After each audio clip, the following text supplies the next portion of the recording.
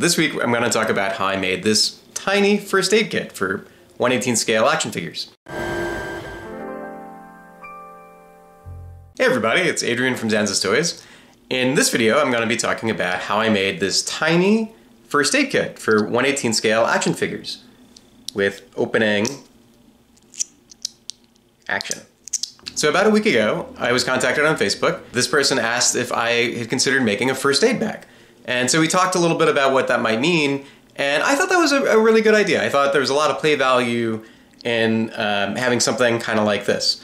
I did want to make sure it wasn't just static, so I thought about it a little bit and thought that I could probably make it open. And I thought that would be a pretty great thing to have, so I got to work. So I ended up printing this out 5 times. The first one, to get started, I found some good reference images and got some rough measurements using my web-based measuring tool that I've talked about in a previous video. So I got a good reference image of a first aid bag and took some measurements off of it. And then I went into FreeCAD and made the base model. So I wanted to make sure that the opening action could work. It was, as always, it was important to me that this not just be a static model, but have some sort of play value. And for a first aid bag, having it be openable seemed like the right call. So I'm really happy to say that this actually worked on the first try. So the hinge, I couldn't print it in place because I knew I was going to want some detail on the front, and there was really no way to have this print in place. The body of the bag needs to print with this surface on the build plate. So at least I couldn't figure out a way to make it print in place, so it snaps together. But I started by making the central part, and then the 2 holes for the hinges, and then I made the lid. All pretty straightforward. I made the side totally separate, and I ended up using OpenSCAD to combine that. So what I did is I exported the center of the bag and the side separately, and then I wrote a little bit of code in OpenSCAD to combine the central part with the side and with a copy of the side that was flipped and union that together. And that ended up being really great because it let me work independently on the side and the center body without repeating any work, and it made it pretty quick to iterate. So I printed it out and was very happy with the hinge, but you know, it looks really bland, right? On to the second version. So in the second version, what I did is I started adding a little bit of detail. So I made another piece to kind of suggest a zipper and the 2 side pouches, and I added a cross to signify that this is a first aid kit. And the hinge, you know, nothing changed about that. So pretty happy with that, but it still wasn't quite done, right? So I wanted there to be a way for figures to actually hold this. So on to the third version. So in this version, I added a handle. So I added a hole in the lid and a separate handle piece that snaps in. And I also added just a few tiny extrusions on both the cover and the center of the body to suggest the kind of buckle you see on these types of bags. So that was pretty good. But the problem I had was once I had a handle and this was openable, I was thinking it'd be really great if figures could actually hold the bag. And if I try holding it from here, you'll see it just falls open. Also, this handle is just too small for a figure hand. If I get a figure here, there's just no way to get a hand underneath there. So the next thing I wanted to do was to change it so that this would actually stay closed if you snapped it shut, and make the handle big enough for a figure to get a hand into.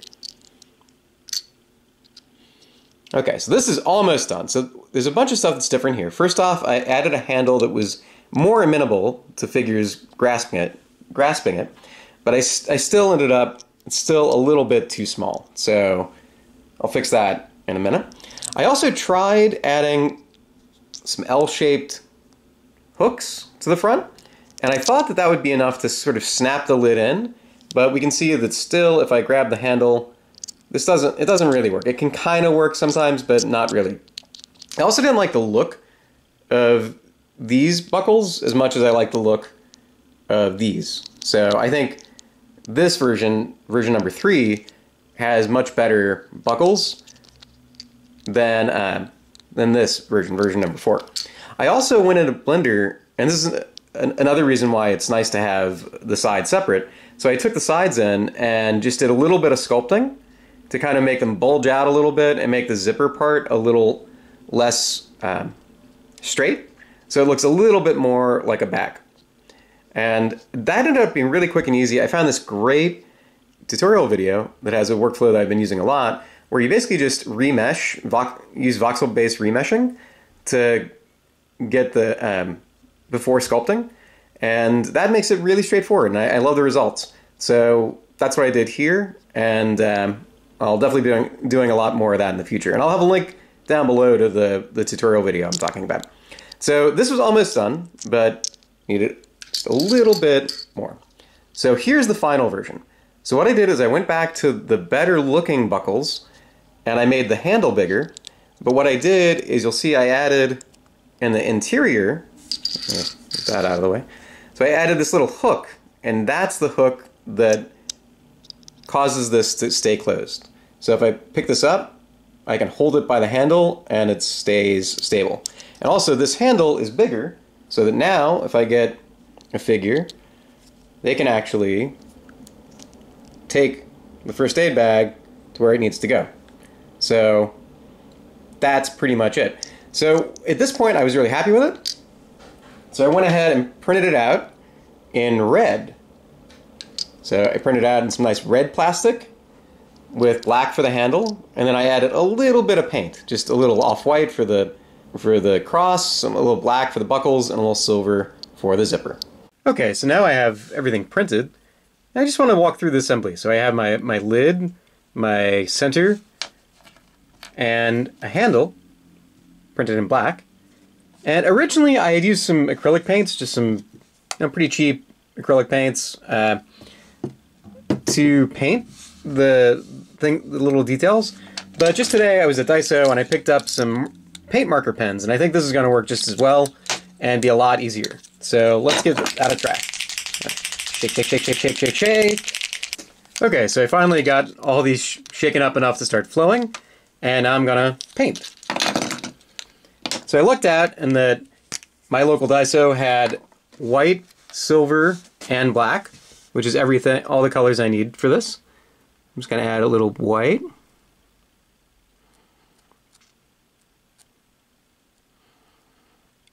For the cross on the front of the bag.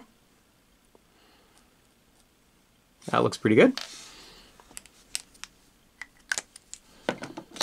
Now I'll get silver for the zippers. Oh, that was way too much. Well, so I think this one is a fail here, because I got way too much silver on that. But I think I'm just going to chalk this up to learning and go ahead and try get the black details on and see how that goes.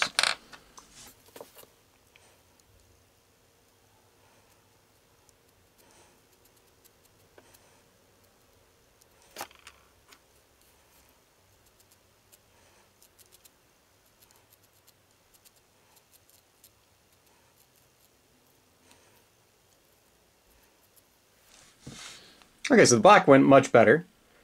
I think the silver is just a little bit... it might just be a byproduct of having shaken it up. So let's try again with a different bottom. Hopefully things will go better. I think this top is totally ready to go though. That's fine. So let's get another center here. And I had a bit better result when I just used the edge of the marker. So I'm going to try that this time.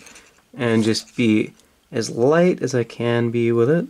Oh, that's much better. So what I did is I wiped this off with a little bit of paper towel, and I think it just, part of the shaking got the tip really overladen with ink, or paint rather, and it just was going everywhere. So after blotting it on a paper towel, this was very easy to do. So I think that's the secret. Okay, so I'm pretty happy with that. Less happy with that, but luckily I printed a bunch of these. So one more time, I'm going to get another fresh one with my freshly blotted silver. I'm going to just touch it as lightly as I can.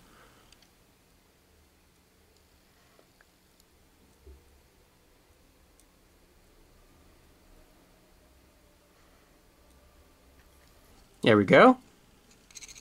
Pretty happy with that. That looks great. And do it over on the other side too.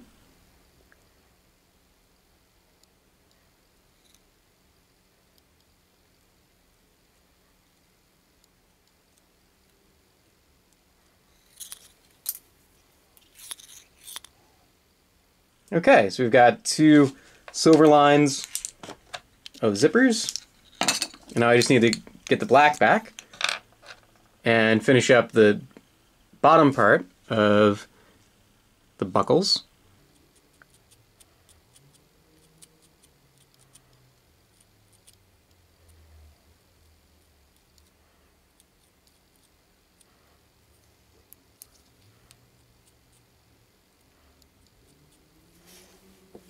Okay. So I think that's pretty good. Let's just finish assembling. So to put the handle into the lid, what I'm calling the lid, the top of the bag, it's actually a pretty tight fit. So it kind of holds it by itself, but I'm gonna get it in there. It's a little tight, so I'm gonna take a file, clean that up a little bit.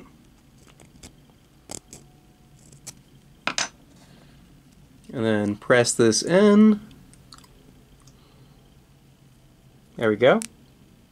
Almost. What I found helps is taking some small pliers and just getting a good grip and pushing that in. So that's probably good enough, but I am going to put just a drop of super glue on the back here just to make it extra stable.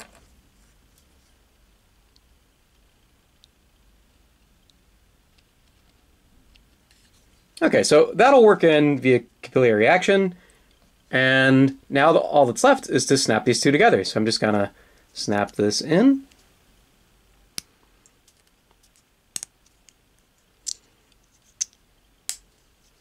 And there we go. So once I had the first aid kit, I also wanted to make sure there was something to put in it. So I also made tiny little pill bottles. So, you know, maybe some ibuprofen, maybe some antibiotics, zombie virus neutralization meds, whatever your figures need, right? I just printed them with translucent brown and put a little bit of paint on a little off-white paint on the top to simulate the cap. So that's about it for this week. So if you want the files, I'll have a link down below. And if you want to see more of this kind of stuff, more 3D printed toys and action figure accessory content, please don't forget to like, comment, share, and subscribe. Thanks so much. See you next time.